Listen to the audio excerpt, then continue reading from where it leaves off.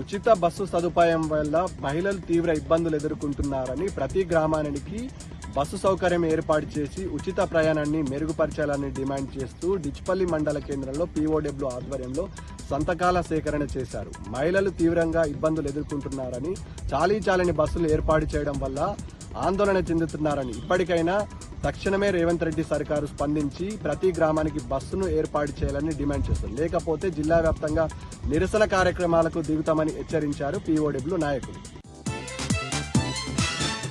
ఇక నిజామాబాద్ జిల్లాలోని మరో ప్రధాన వార్త. వ్యాపారవేత్త దయానంద్ రెడ్డితో కలిసి బాల్కొండ నియోజకవర్గ కేంద్రంలో అంతర్రాష్ట్ర క్రీడా పోటీలను ప్రారంభించారు మాజీ మంత్రి బాల్కొండ ఎమ్మెల్యే వేముల ప్రశాంత్ రెడ్డి. విద్యార్థులకు క్రీడలు ఎంతో ఉపయోగపడతాయని, క్రీడలు మానసిక ఉల్లాసంతో పాటు జీవితంలో ఎదుర్కొనే ఆటుపోట్లకు క్రీడలు తోడ్పాటునందిస్తాయన్నారు. విద్యార్థుల తల్లిదండ్రులు చదువుతో పాటు క్రీడల పట్ల దృష్టి సాధించి విద్యార్థులను ప్రోత్సహించాలని కోరారు ప్రశాంత్ రెడ్డి.